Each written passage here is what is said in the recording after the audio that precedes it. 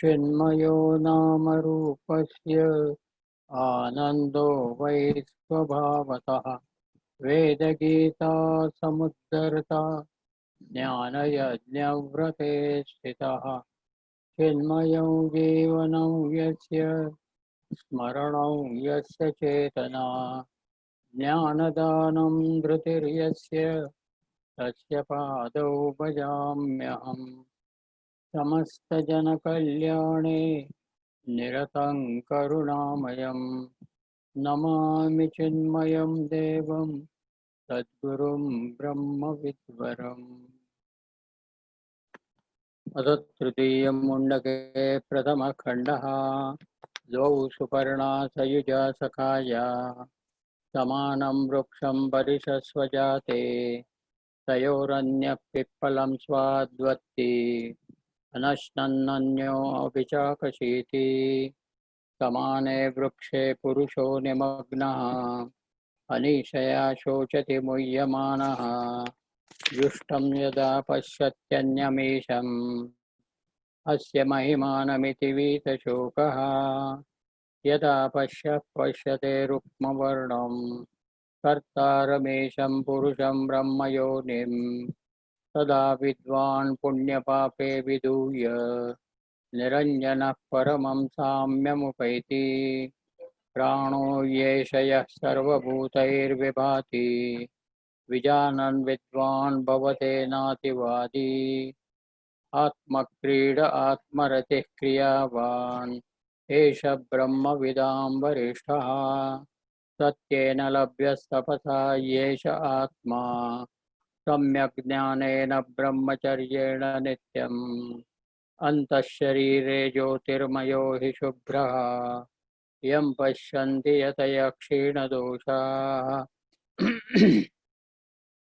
सत्यमेव जयतेनानृतं सत्येन पन्था विततो देवयानः येनाक्रमन्त्रिषयो ह्याप्तकामाः यत्र तत्सत्यस्य परमं निधानम् बृहच्च तद्दिव्यमचिन्त्यरूपं सूक्ष्माच्च तत्सूक्ष्मतरं विभाति दूरात् सुदूरे तदिहान्तिके च पश्यत्स्विहैव निहितं गुहायां न चक्षुषा गृह्यते नापि वाचा नान्यैर्देवैस्तपसा कर्मणा वा ज्ञानप्रसादेन विशुद्धसत्त्वः ततस्तु तं पश्यते निष्कलं ध्यायमानः एषोऽणुरात्मा चेतसा वेदितव्यः यस्मिन् प्राणः पञ्चधा संविवेश प्राणैश्चित्तं सर्वमूतं प्रजानां यस्मिन् विशुद्धे विभवत्येष आत्मा यं यं लोकं मनसा संविभाति विशुद्धसत्त्वः कामयते यांश्च कामान् तं तं लोकं जयते तांश्च कामान् तस्मादात्मज्ञं ह्यर्चयेत् भूतिकामः इति मुण्डकोपनिषदि तृतीयमुण्डके प्रथमः खण्डः। We are discussing para 3, 4. The last one was just touched up but was not discussed properly for the want of time. Here in the third and fourth para, what is important to be discussed is indicated in the first line of fourth paragraph. The first line says, the supreme perfection in personality is reached only by a full-grown jnani.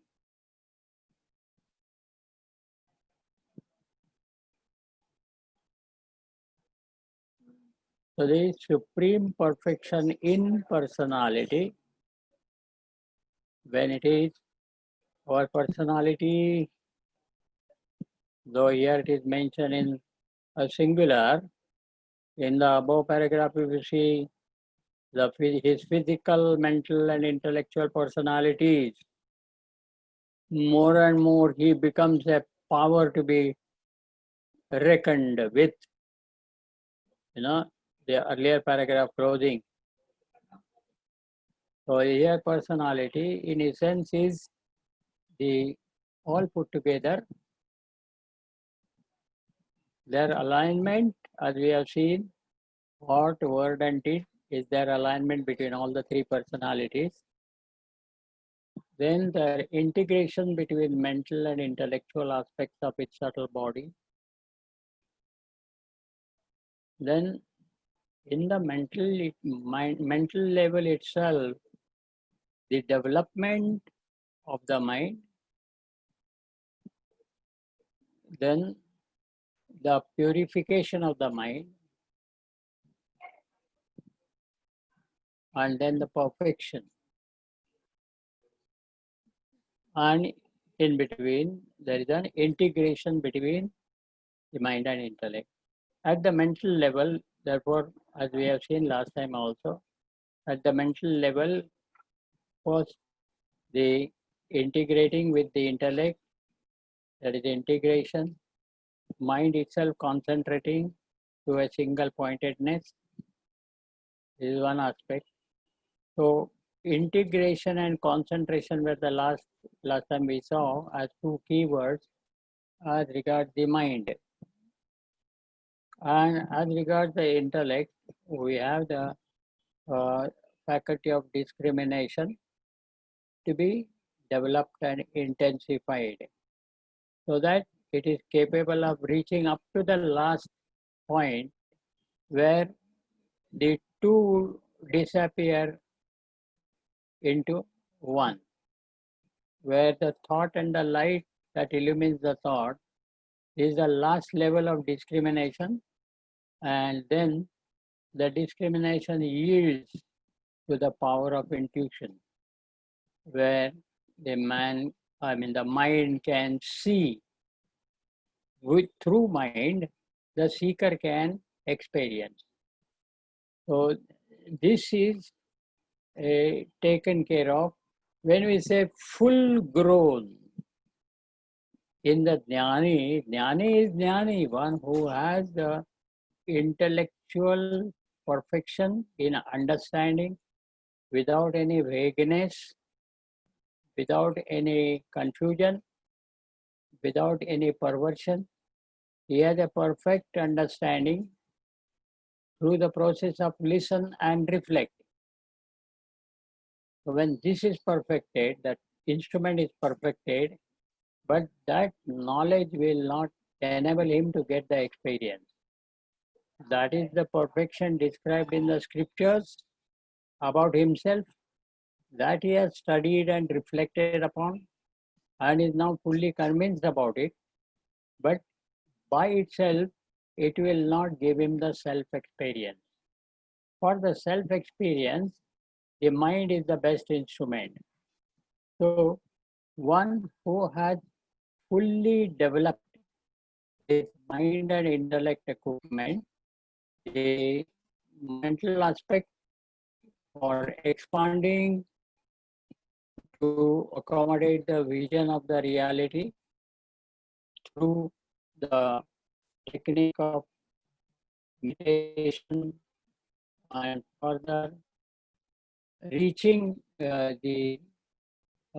we call reaching the climax in upasana, where the mind with its single pointedness available, it first merges with its deity and remains there as silent mind with the powers of single pointedness. We were discussing on the word full grown jnani. Now here the full grown, there is nothing like growth of a jnani. Jnani is jnani, the one who has fully understood the implications, the significance and the essence of the self-knowledge. Well, there is no doubt about it, there is no vagueness about it, much less perversion. And therefore, he is a jnani, but the jnani needs, the jnani will be complete in himself when he has this self-experience. For the self-experience, he needs his equipment to be tuned in general and that of mind in particular. The realization of knowledge can all by itself possible with intense discrimination alone. But usually, for majority of us, it is uh, for the practical experience that the tool of mind is very effective, and therefore the tool has to be fully prepared and developed to its optimum level. So this is full grown. When I say full grown, he has now, first he has developed this equipment, the tool for realization, and he has already acquired the intellectual knowledge, a perfect knowledge. Now the tool that he has developed is being used for the self-experience. If this tool that he has developed so far in terms of its purity, in terms of its integrity with the intellect, in terms of its ability to go to the subtler level, in terms of its single pointedness for the same, and all such the qualities of the mind have been fully developed. It is this fully grown equipment of mind that enabled him to have the self-experience. So now, having reached the goal, now for him, the mind is of a little use to him. For his personal use, mind is of a very little use. But that mind is now fully developed and has the capacity to bring in whatever it thinks of, whatever it wills, whatever it desires. That powers have been developed in that tool. The tool is fully equipped for that. But as such, the person has already realized. So the tool he has utilized and he has reached the goal, right? Now, therefore, there are two aspects. One is the seeker himself who needs to know who is this I, and he has to gather the knowledge as guided by the scriptures and the teacher. He has to reflect upon that and own it as his own knowledge and be perfect in that, free from any doubts, etc.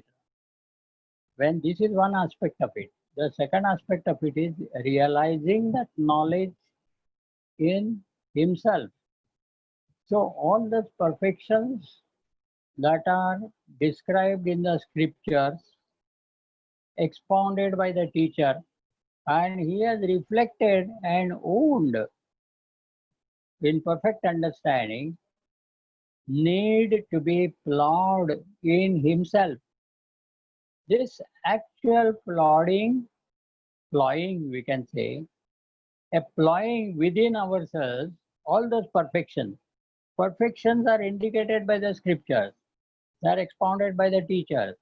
But in order that one should have the experience of perfection, that I am full and complete, and that I am the knowledge incarnate, this aspect he has to experience, for which he needs to practically try out all those perfections which are described by the scriptures and explained by the master. For this he needs the mind. And therefore he has developed the mind for all its faculties. And we have specifically in short named those two. the integration with the mind, with the intellect, and single pointed concentration. So these two are just representative. There are other aspects within that also. Ability of the mind to go to the subtler level, subtler than the subtlest. Ability of the mind to expand to with the surroundings and go up to the universal universe, as vast as the universe, as subtle as the self, as vast as the universe. Likewise, ability to expand, ability to become subtler. So all these aspects mind has to develop, and the seeker has taken. He diligently he has worked on that, and his tool now, the mind is now fully grown, fully developed. Now for a jnani with this tool, the goal is reached. Now for him, there is nothing to be achieved in the world. Whatever is to be achieved is achieved by him with the help of this grown up, fully grown equipment. Here it is said personality. So personality stands for the physical, the psychological, the rational, and the spiritual, etc. in general. But we have got only one gross body and one subtle body. And in the subtle body, we have got two aspects, the emotional and the rational. So developing these to full growth is basically his subtle body, his mind and intellect. When mind is developed to its full capacity, meaning it has become vast to accommodate the all-pervasive reality, one aspect. It can also, it has already gone subtle to fathom the depth of the inner recesses within himself to discover the self. So the mind as a tool which is fully developed is being utilized by the jnani, and he is therefore called as the supreme perfection in personality is reached only by a full grown jnani. So supreme perfection in the personality, we can take it as the mind, as our subtle body, as the personality, psychological personality, and it is definitely here it says as supreme perfection. So perfection in the sense of rational faculty is the sense of discrimination, and emotional aspect is a, an ability to be vast to accommodate the reality, the pure consciousness. So this ability for me to reveal my nature as pure consciousness, this ability has got with the mind because we have prepared it as a best tool. This therefore supreme perfection in personality is reached only by a full grown jnani. The supreme perfection is not reached in terms of a yogi.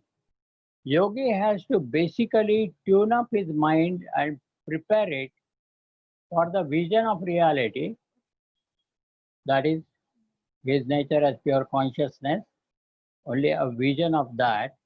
But in the bargain, he prepares his mind as a developed tool.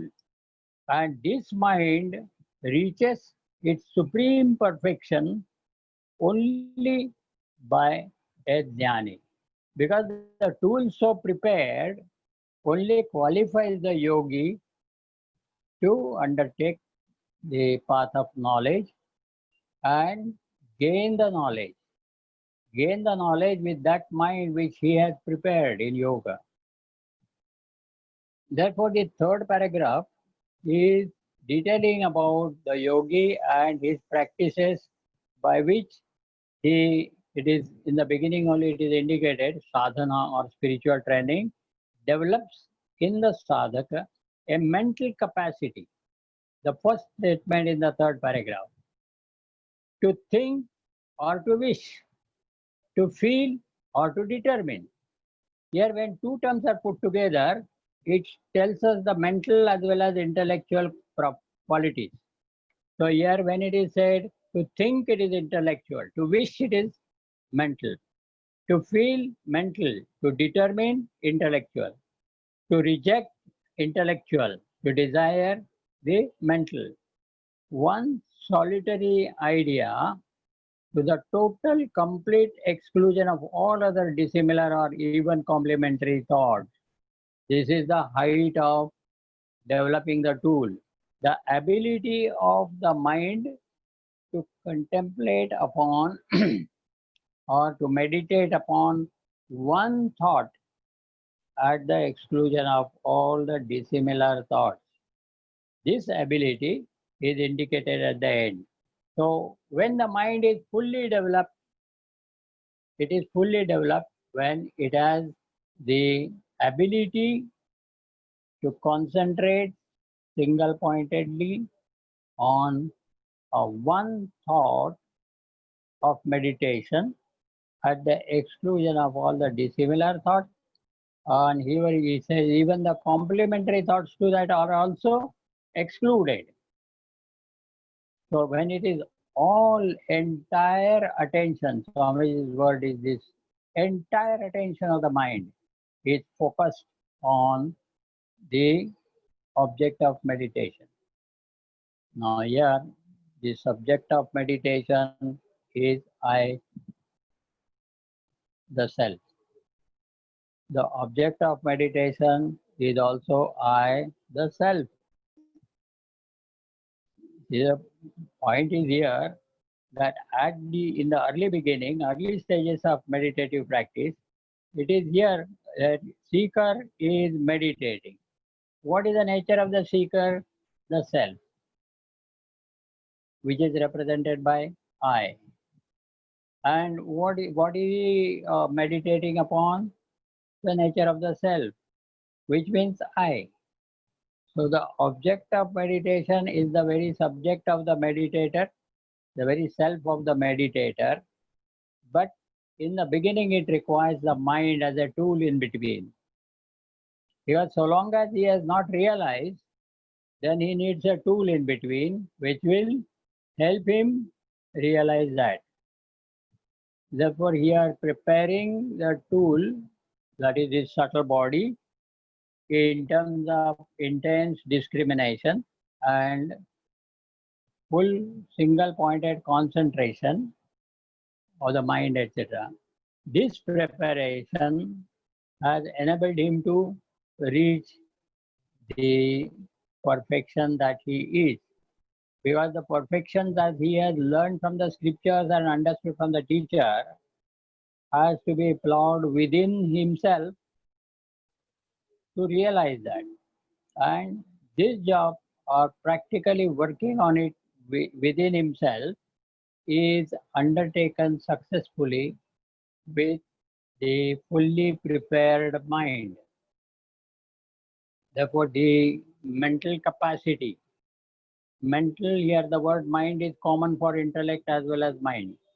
Mental capacity to think or to wish, so both are included. So thus, a man who was ordinarily ineffectual and helpless comes to rise above the circumstances of his life and even to rule over them when he develops in yoga. So develops what? Develops his instruments of mind and intellect in yoga. Mind and intellect in terms of integration and mind in terms of concentration. So these are the basic gains from yoga, in which our subtle body as a tool is fully prepared. And then that jnani, here it is called as a full-grown jnani. Full-grown in his personality, the mind. Basically, we have got two, body and mind. As regards body, we have already seen that as I am able to objectify your body, his body, her body, everybody's bodies, I am able to objectify, it means that the bodies are included in the world. And then we also saw that my body is also included in the world because others will objectify my body. So all bodies are a part and parcel of the world, and the world is the manifestation of Ishvara in name and form. Therefore, the body that I have got belongs to Ishvara. The mind also belongs to Ishvara. But at this moment, the sense of detachment from the body and sense or sense objects is what is required, and to concentrate all our energies and attention on developing the mind. And mind can be developed to the resemblance of the Ishvara himself. So that this mind will first take us to realize our identity with Ishvara, and when pursued with knowledge, then it will take us to our own self. So this are the, we can say that there's a relationship between third para and fourth para. The third paragraph talks about the yogi and his achievement. The achievement or the goal of the yoga is to prepare oneself, qualify oneself to walk the path of knowledge. And then the actual knowledge is done with the help of Upanishadic statements. To contemplate upon the Upanishadic statements is the next job, which is on the path of knowledge. So yoga prepares the seeker, qualifies the seeker to walk the path of knowledge, and with the developed equipment of subtle body, mind and intellect, when he walks the path of knowledge, definitely he would be called as a full-grown jnani. Basically because the supreme perfection in the personality is reached only by a full-grown jnani. Now, the supreme perfection is reached when you say that equipment which is developed and trained by all its qualities, etc., can be utilized for anything else also. It can be utilized for worldly prosperity, material prosperity also. It can be used for any other fields of achievement also. But when it is used for the self-knowledge, which is the highest possible goal for human life, then it is said here that he has utilized that mind for the highest purpose in life, and that is self-knowledge or self-experience. And therefore then he is called as the only by a full-grown jnani. It is full perfection of the personality. Because when that tool is used for the worldly gains, the tool will not maintain its purity, etc. Therefore, it will not be qualified to gain the self-knowledge. But when it is used for self-knowledge, definitely he has fully justified. He has first reached the mind to its optimum height of different gains like concentration, integration, etc., and then utilize it for that purpose which is the more supreme in human life. Thus, we can say that the jnani becomes full grown when he has reached the supreme perfection in personality. Therefore, one is the tool which helps me realize the self-experience, and another is the knowledge which is absolutely necessary before this practice of contemplation. And this knowledge he has gained as apara vidya, he has obtained that. It is absolutely necessary for intellectual satisfaction. Unless you are intellectually convinced, you will not proceed to work out on that the perfections within yourself.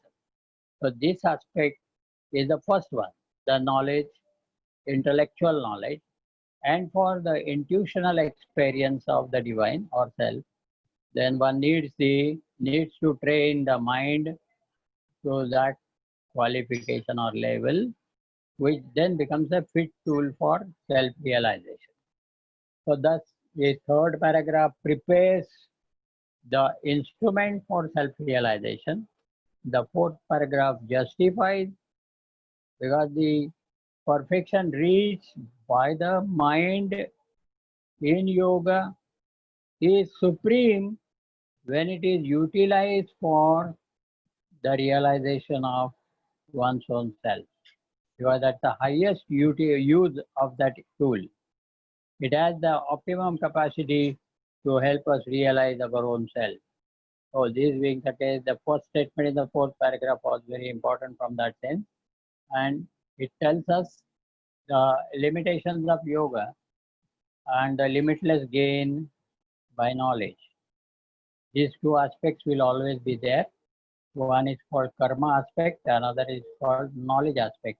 So these are the two lifestyles we have already discussed earlier. Lokesmin dvibhida nishtha pura prokta maya naga jnana yogena sankhyanam karma yogena yoginam. So the Sankhya and Yogi. So the yogi is a man with active lifestyle, and Sankhya, the knowledge, the intellect with which we gain the knowledge. So that style is called as contemplative style. So there are two lifestyles. One is called active, another is called contemplative. So the active lifestyle, for that the yoga is advised. Through action, yoga can develop the purity of the mind by karma yoga, and he can develop the same mind to the integrity and concentration, so that it becomes a perfect tool for self-experience. So this preparing the tool is the job of yoga, and utilizing it for the self-realization is the job of a jnani. So when he has got the intellectual knowledge, it will give him immense satisfaction. He realizes that with the help of mind. Now this was basically the discussion on this third and fourth paragraph. We tried to see their interrelationship. We tried to see their each one's essential content. So about the can reach us to a level where we can have the best tool prepared through taming, training, etc. of the mind. And in the fourth paragraph, it is related to the one who has acquired the knowledge intellectually, gained without any vagueness, etc. And now he wants to realize that in himself, that he is that Brahman or the self. What is described in the Shastras and what is expounded by the teacher is actually my own self. And to experience that as my own self is the concern of Jnani. And that is the concern of the fourth paragraph. Thus with this, now we have, now the last item is Bhutikamaha Atmadnyam Yarchayet Archayet. Bhutikamaha, one who is desirous of prosperity, should worship Archayet Atmadnyam, the one who is the knower of the self, one who has realized the self. For the Jnani, full grown Jnani, for him, he should be worshipped, it is said, by those who are desirous of the prosperity. Prosperity is a very common term. Actually, with reference to this, it can be called as glory. It is the glory of the self, it is the glory of the Lord that we have as such here in the world. Now, when we talk of glory, definitely, or prosperity, everyone wants to be prosperous. In all our Diwali cards, greeting cards, you will find that people are wishing each other the life of prosperity, happiness, etc.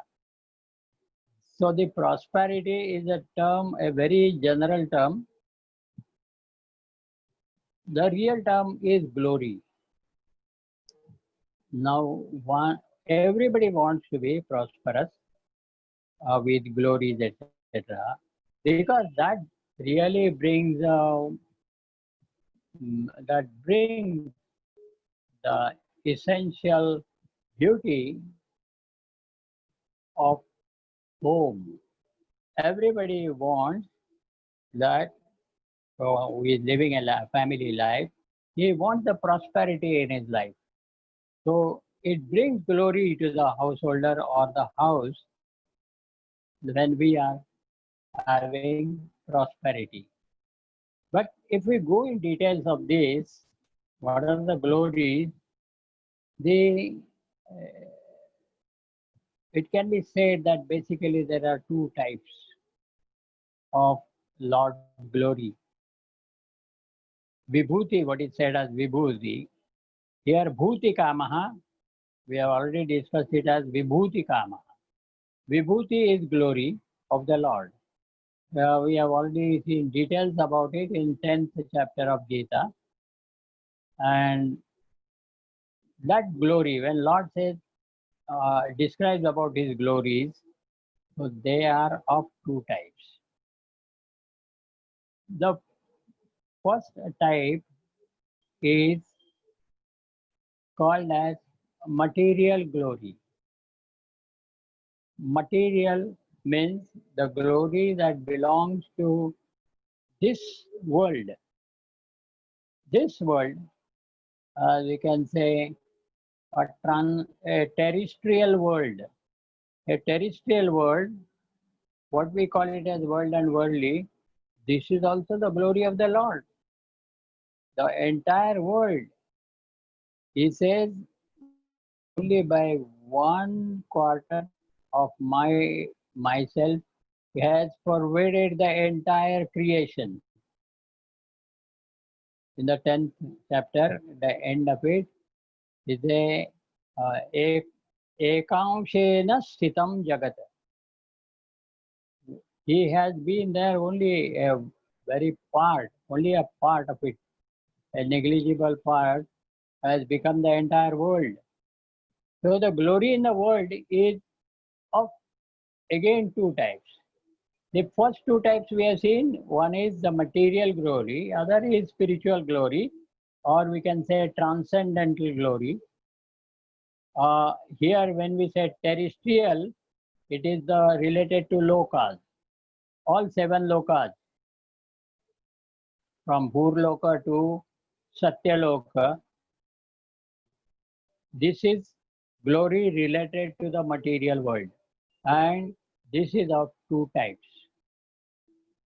One is wealth.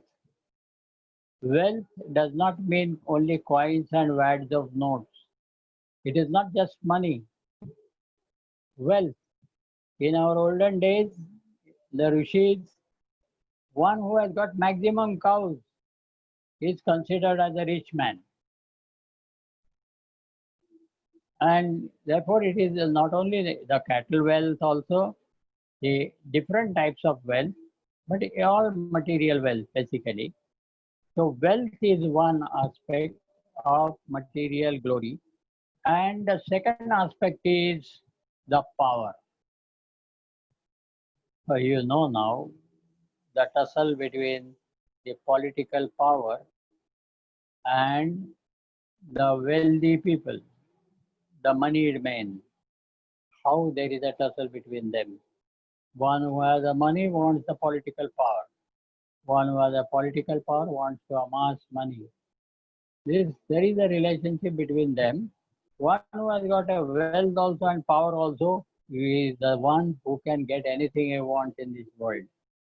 Therefore, we can say that the two types of prosperity or glories, one is called as Laukika or terrestrial, worldly. The other is called Alaukika or transcendental, which doesn't belong to this world. So as we have seen that the material glory is of two types. One is wealth and another is power. And we have got all those statements like power corrupts man and absolute power absolutely. That's the nature of man. But basically, it is a material glory, the wealth and power, two types. Similarly, the spiritual glory or transcendental glory is also of two types. The first type is arts. Swamiji has already talked volumes on the word art. We have discussed it, the art of man making, etc. So these masters have cultivated that, perfected in their art. They have capitalized. It was in the sixth question of Prashnoparishad that we have discussed this point. Here, arts means the literature, the music, and arts. Arts means the drawing, painting, dance, drama, music, and all that. So this is one aspect of spiritual glory. Recently, I put on our group these thoughts about the arts, etc. So this art is a divine glory. The singer, the talent, we must have that talent basically, and talent is inborn. We need to develop it. But some has a voice, some have got the art in their heart, and likewise, the art itself or talent for that is the divine glory, the spiritual glory, or transcendental glory. So this is first one type. Like we have got in the material glory, the money and the power. Similarly, here the first type is arts, Sahitya, Sangeeta, Kala. And we must have observed that in the family, South Indian families, there is a culture that their children must pick up something or the other kind of art. It may be a music, it may be dance, and the like. So this is because this is the divine wealth. It tunes up your mind to the higher. So the music aspect of it, whether it is a dance or music, it tunes up. First of all, it makes the mind single pointed, tune up to the higher, and therefore it is one of the divine glory or prosperity. And the second one is self-knowledge, Atma Jnanam. So thus we have got the two types of glories, the material and the spiritual, or the terrestrial and the transcendental. And each one has got two types. The material glory has got money and power. The spiritual glory has got arts such as literature, music, and arts. And the second type is self-knowledge. Now, When Kathopanishad says, Yo yadichasi tasya tat, whatever one wants, he will get it. Or in Dhaneshwari it is said, Doje vanshila tote lahu. Whatever one desires, may he get that. So whatever, if you say, each one will have a big list of desires. I want this, I want it. And when the Dhaneshwar Maharaj is blessing that, is asking that blessing from his teacher, that may everyone's desires be fulfilled. What is that desire? He doesn't describe. But we can now say that there are only two types of desire. The desire for the material world, desire for the spiritual world. Only two types. In the two types also there are subdivisions we saw, two aspects of each glory. So likewise, one, if you want material prosperity, yes, you will get it with the same mind that is tuned up now. A mind has become a beautiful instrument which is capable of helping the seeker realize his own self. And at the same time, if it is applied for the material prosperity, it will gain you material prosperity also. Name, fame, popularity, and whatnot. Everything, powers, money, wealth, everything you will get. So this is the best tool that Yogi has prepared and Jnani has fully utilized for self-knowledge, the highest glory of the Lord. Okay. Now, here it is said, one who wants the prosperity, whatever it is, whether material or spiritual, he should worship this man of realization. This is the idea. Now, worship, when you say, Swamiji discourages here the physical worship, Adya Puja, or in the service, ordinary services, he discourages serving him food, etc., etc.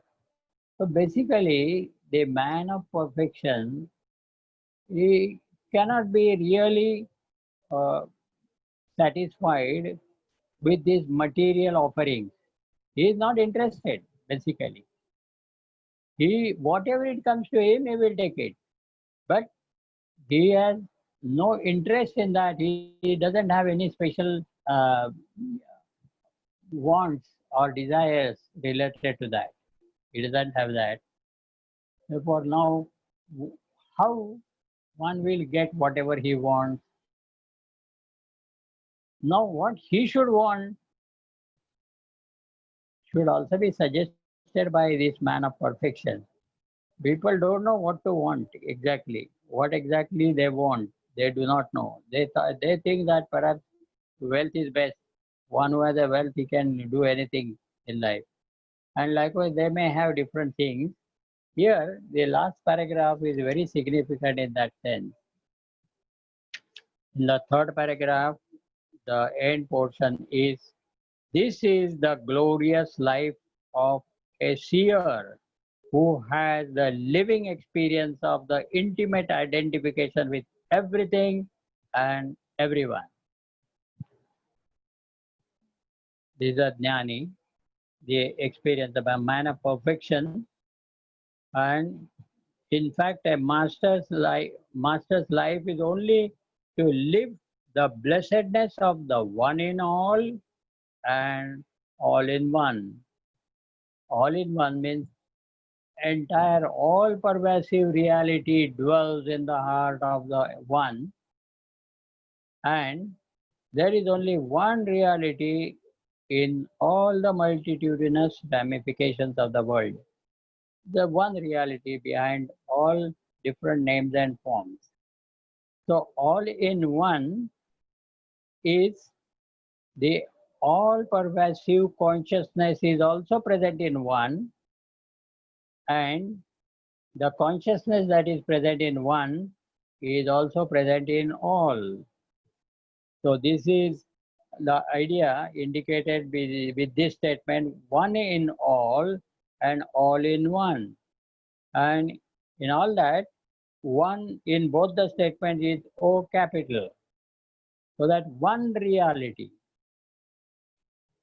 the one consciousness, which is all pervasive and it is in the innermost recesses of everyone. So this statement is important.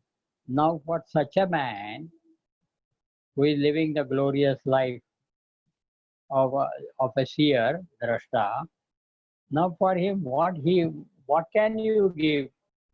Just think about it. What can you give that will satisfy him? No material gifts will satisfy him. He is not interested. And Swamiji has just indicated that at the organization level, see, therefore, in this mantra, the sons of Aryan are not recommended to go about helping Jnani to build ashrams. This is one. You build for him a very sophisticated and posh ashram where it's all facilities, staying facilities, etc., all the facilities of living, and offer him that is not your service to him because he is not desirous or ambitious about that. Building ashrams and institutes and all, running hospitals and schools. It is not the job of sannyasi or a man of perfection. Swamiji himself had said when he was honored by the Vice President of India in the civic reception in Bombay. So there, the Education Minister of Education and Vice President and all those dignitaries were present. He has explained his real stand or attitude. He said, it is not the job of sannyasi to run the schools, to run the hospitals, and all other such social services. That's not the job of a sannyasi. But because I have already met you several times, the Ministry of Education, and tried to convince you that Gita education is necessary in all schools. It must be made compulsory in all schools and taught to the students. It will improve their moral and ethical standards and they will become more brilliant in the results of exams. But you would say the idea is good, but it's not practicable and all that. Therefore, this sannyasi has to prove to you by himself doing that. And now he has proved by results that all the schools that are run by his management are having excellent results of SSC and HSC. He has proved it. So therefore, he has shown that spirit of a true sannyasi or a true man of self-perfection, that it is not meant for building ashrams and all that. Medical facilities similarly goes to that. He has gone to the places where government has not reached. He has opened the training centers for the nurses and he has also offered service to those villagers for whom that was not possible in those areas. He has gone to that area. Now why? Because it is necessary. It is the one in all. So everyone is divine and to serve him really should be our concern. So if the concerned are not interested, then Swami had to do it and prove that, yes, if you do it, definitely it will improve the conditions and will take the nations to the glory. But this is how he has expressed. So similarly here also, building ashrams, and this is only one representative as regards the organization or doing all these things. How many buildings? Many times he used to advise seekers, don't come here to count how many buildings are now built up. Last time how many were there, this time now what is the property? That's not your business. We are organizing for you to undertake the spiritual sadhana. We are providing you the facilities. So concentrate on your studies. See the spirit. In spite of all these facilities made, he is not owning anything. He is not identifying with that. He says this is all for you so that you can study. It's a good atmosphere. You have the opportunity to study. So this kind of spirit of a sannyasi or a man of perfection is indicated here, that it is not recommended to go about helping jnanis to build ashram or to submerge them in puddles of almonds and milk. Rich food every time, breakfast, lunch, and dinner, and every time is a very rich food and all that. That is not by which you can serve the Swami. That is not a real thing. Then what exactly Master wants? You see, here it is, because the mantra says, or in the commentary it is said, in the translation it is said, therefore he who desires of proper prosperity should honor the man of self-realization. Here it is said like that. But in the commentary it is said, whether for himself or for others. Now what he will desire for himself, that is also there is a suggestion. You see, the last paragraph, fifth paragraph, see, here there is an advice. Live in continuous and unbroken God remembrance and intelligent detachment. What he wants? He has already reached self-perfection. And when he looks around, the men of imperfection struggling hard to meet their true ends, or struggling hard to fulfill their desires and failing, when he sees that, he wants that they should also become like him, the man of perfection. He wants everybody to become a man of perfection. That is his want. So if at all the jnani wants, he wants everybody else to become jnani. There is no what is called as the royalty, or the copyright and all that about this knowledge. He wants to give this knowledge. When he sees the people suffering in ignorance, self-ignorance, and unnecessarily struggling for their happiness, he wants them to become the men of perfection. And that is why he here the advice indicates to us, he wants what we should do. And what we should do is given in details. If he finds that there are some ardent seekers, spiritual seekers, who are sincerely following his advice, whatever is given here, a, a continuous and unbroken God remembrance and intelligent detachment, in self-control and purity, always cheerful and happy, regular in meditation and in charity, ever playing the allotted part in life, but never taking it seriously in heart. This is the secret way of serving a true man. If we can serve in this manner, the man of perfection, Jnani, or our teacher, and if teacher appreciates our sincerity, our consistency, our regularity in our sadhana as advised by him, he will be pleased. Careful. What he wants is everyone to become a man of perfection. And therefore he advises to that extent. What will make them perfect? There is some sadhana involved. This sadhana is described here. And this is what? This is the secret way of serving the man of realization. Swamiji makes it very clear.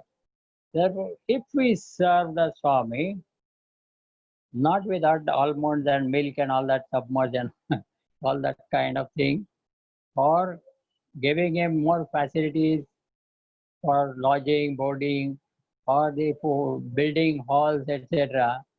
That is okay. But the Mahatma is not desiring for that. If he comes there and says, I want his ashram to be developed or this, that is not the case.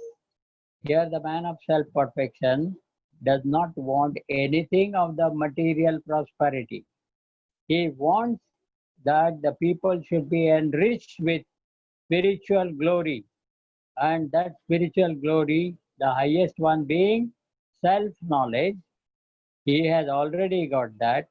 He wishes that everyone should get that, feel a sense of total satisfaction, a sense of perfection, a sense of fullness, joy, etc. So he wishes that, and he will not wish that unless he sees whatever he has told his students or seekers or followers, whatever he has told them, the followers are living their life in toto with whatever he has told them to do. If he sees their sincerity of purpose and their regularity in their sadhana, the consistency, then he will be pleased with them. Whenever he is pleased with them, he has that perfect mind, the mind which he has developed as a perfect tool for self realization. He has already made use of. Now he wants to make use of it for those who are following his instructions sincerely and looking at them. If he is pleased, naturally they will get whatever they want. That means this particular advice of the teacher is what he wants. Whatever he tells us to do, if we do it, then definitely he will be pleased. What is important is that our teacher should be pleased with us. Whenever he is pleased, he will bless us. He will be pleased only when whatever we are telling, whatever he is telling us, we are doing it sincerely. The sincerity of purpose is most important. That's the secret of success. So if we are sincere in our purpose, whatever the Swami has told us, we are following it.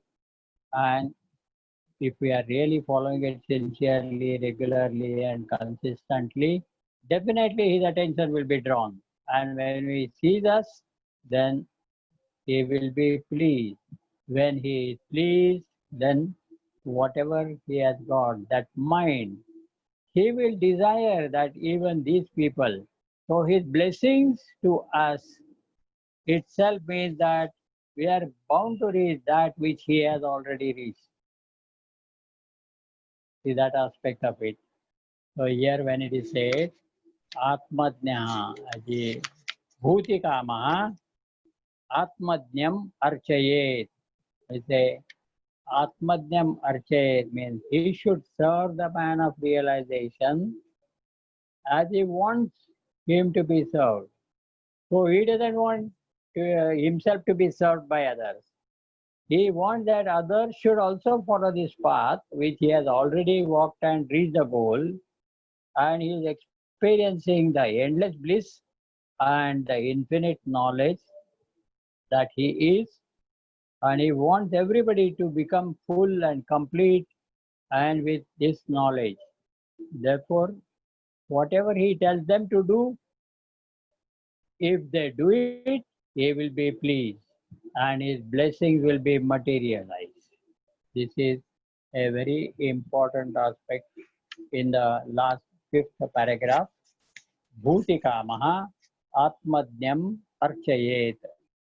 So the essence of that is this: by physically serving him, by offering the best of the food for all his eating hours, and by giving him, making him comfortable, even luxurious, by providing him all the facilities, amenities and all, he is not interested. For him, sky is the ceiling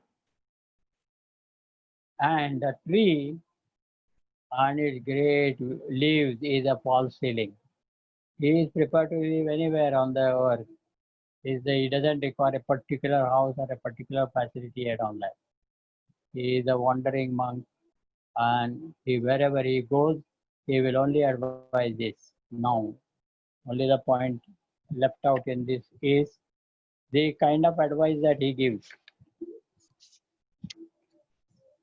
Live in continuous and unbroken God remembrance and intelligent detachment. God remembrance, just now in our recent discussions we have seen that this body is Ishvara. All bodies are Ishvara. Therefore, at this moment, our attachment to this gross body, I am the body, or my body, I am the body, and this is my world of OET. I am the mind, and this is my body. This kind of I and mind kind of attachment and identification with body mind will be detached, will be removed if we have this understanding that we have been provided. It is not mine. The physical body has been provided to us. The mind is provided to us. The intellect is provided to us. These equipments are provided to us with all their faculties and powers ready to use. Therefore, we have at the physical level the power to work or act. At the mental level, we have got power to aspire or desire. At the intellectual level, we have got the power to know and understand. Now, since all this is provided to us, in addition to this, we have been provided the field also to work. The world of objects, world of emotions, world of thoughts. Field is also provided. The BMI equipments are also provided with their inherent powers. Now, everything belongs to the Lord because His entire creation belongs to Him. Body and mind is His creation. Therefore, He is there in and through the creation. If we have this remembrance, constant remembrance of the Lord, not only through the established techniques like Japa Yoga, etc., apart from that, understanding that when I say my body, what is it that is mine in this? If you really inquire, nothing is mine. If you claim that, there will be so many other claimants who also will claim that this body is ours. There are cells within, there are germs and microbes and viruses within. Viruses we forget. About the microbes, they are within. They will claim that we are for generations we are here. This is our body. If you say my body, our parents will claim it is our body. We have given you the birth. And at the time of emergency, even nation may claim you to join the military forces under emergency. So if you say my body, then you are just challenging and others will also claim your body. Therefore, better understand that this body is a indivisible part and parcel of this world, which is Ishvara in name and form. With this remembrance, you will definitely develop a detachment for the body mind.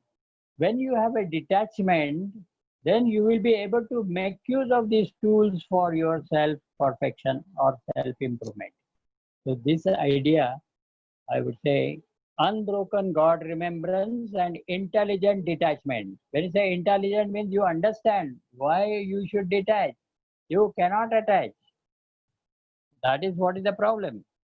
We are holding on to the things that belong to the world and they continuously slip from us,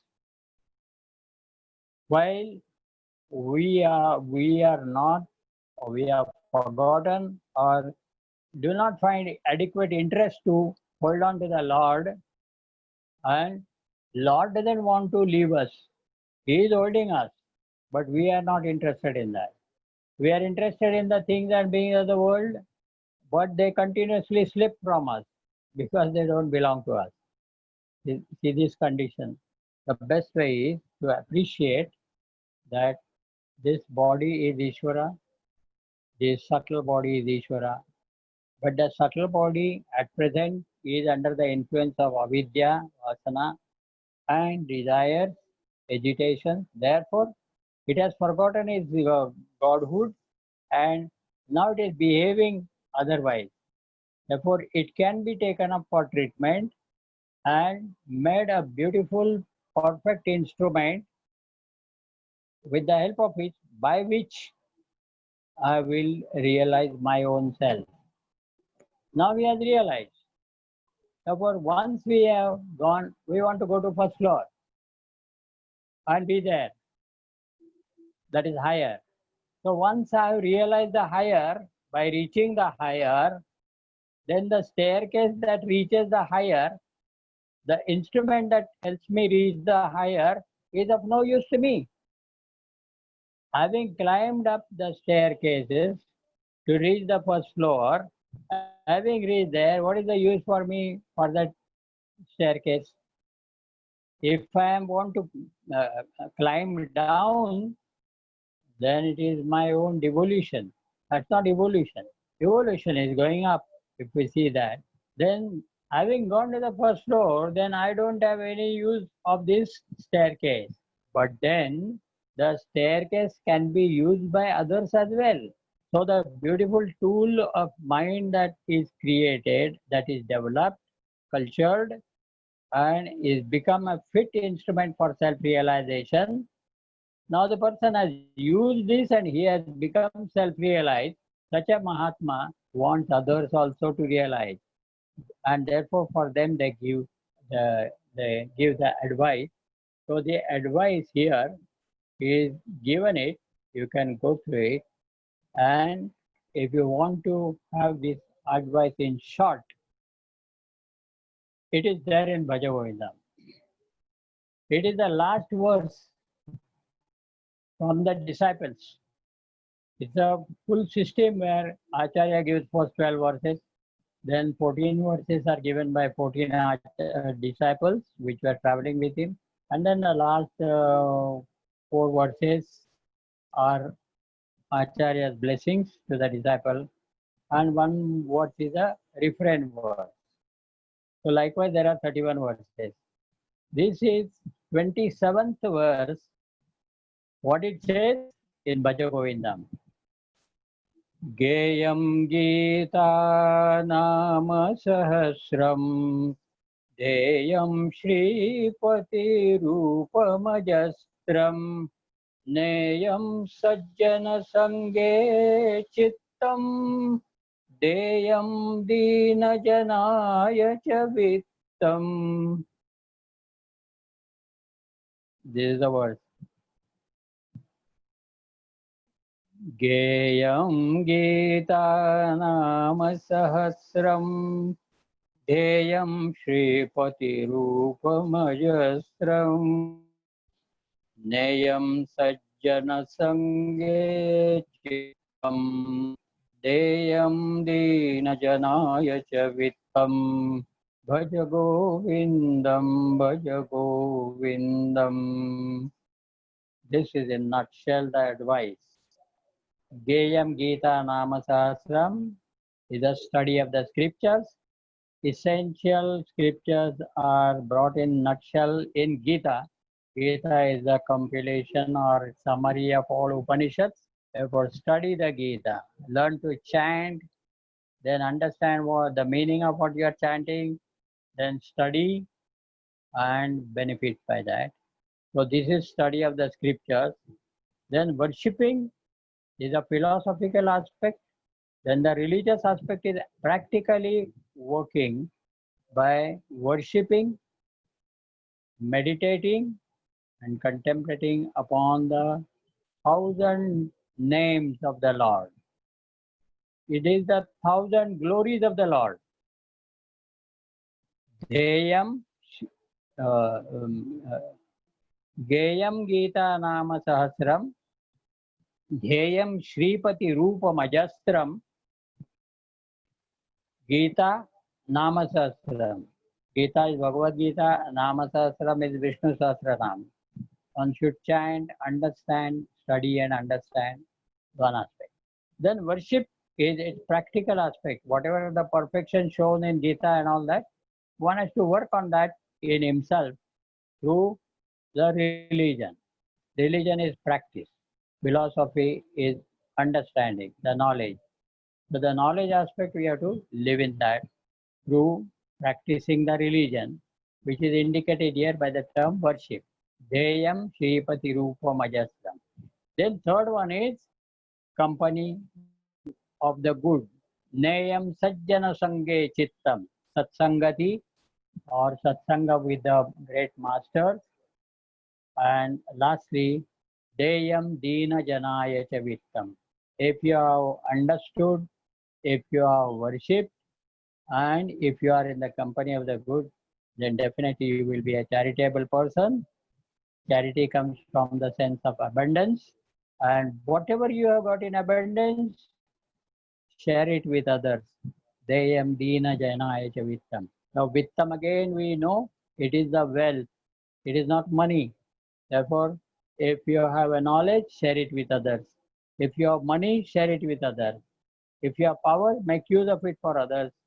All these, whatever you have got in abundance, you can share it with others. This is a sense of charity. Thus, with this, we can say that now the last mantra in the first section of third chapter is over. All this basically advice that is given in the fifth paragraph is covered by these words.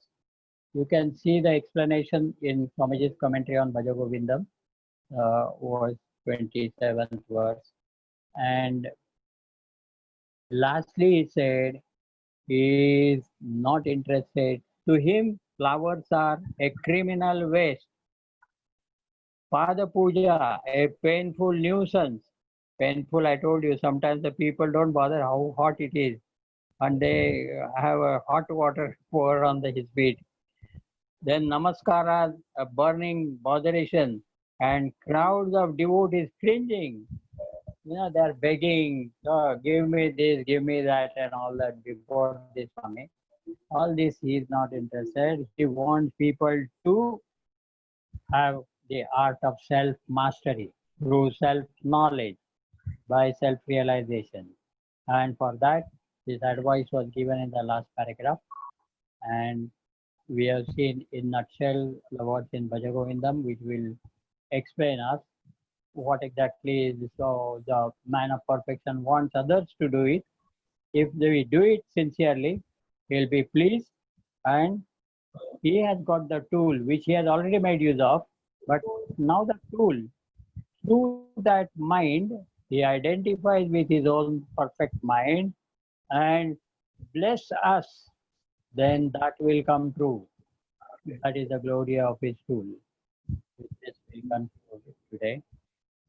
You mentioned during this part that a well-tuned mind in terms of intellectual integrity and single-pointedness can be used well in the external world and for transcendental purposes. Both in both directions it can be used. Yes. And there was a mention where you said as a tool it can be used for worldly gains. But when it is used for worldly gains, it cannot maintain its purity. And with not maintaining purity, it loses its ability for knowledge. So here by purity, what exactly do we mean by the word purity? Is it the feeling of duality and multiplicity, or is it just mental malam? No, here the impurity is you will not have any satisfaction basically. In spite of the worldly gains, at his disposal. You can, for that matter, if you can see the story of Sangdev, Sangdev was a great yogi, and wherever he goes, he was well treated, well honored, and he has got so many powers, yogic powers, etc. But he didn't have a satisfaction. Therefore, in the heart was craving, when shall I meet my teacher? When I will get that knowledge? So the yogi is full and complete in yoga, but still not finding a total satisfaction. He still, in spite of popularity, name, fame, and so many siddhis, achievements he has got in yoga, various feats, still he was not satisfied at the heart. He was ardently looking for a teacher who would give him this knowledge. And therefore, when he was invited, then he wanted to meet Jnanadev Maharaj. So there he is basically, he has not come there to make a show off of his yoga achievement, but he was, in the heart of heart, he was satisfied that he has come across a guru. So this particularly when it is used for the worldly purpose, his name, fame, popularity, everywhere being honored and all that, at the heart of heart, he was not satisfied. Then what is the use of that gains? Having gained also, still you are not complete and full. Still you lack something. So the sense of lacking here is the sense of imperfection or impurity that you can take all the time. So we'll conclude now. यस्य प्रसादादहमेव विष्णुः मय्येव सर्वं परिकल्पितं च इत्थं विजानामि सदात्मरूपं तस्याङ्घ्रिपद्मं प्रणतोऽस्मि नित्यं तस्याङ्घ्रिपद्मं प्रणतोऽस्मि नित्यम् ॐ श्री चिन्मय सद्गुरवे नमः।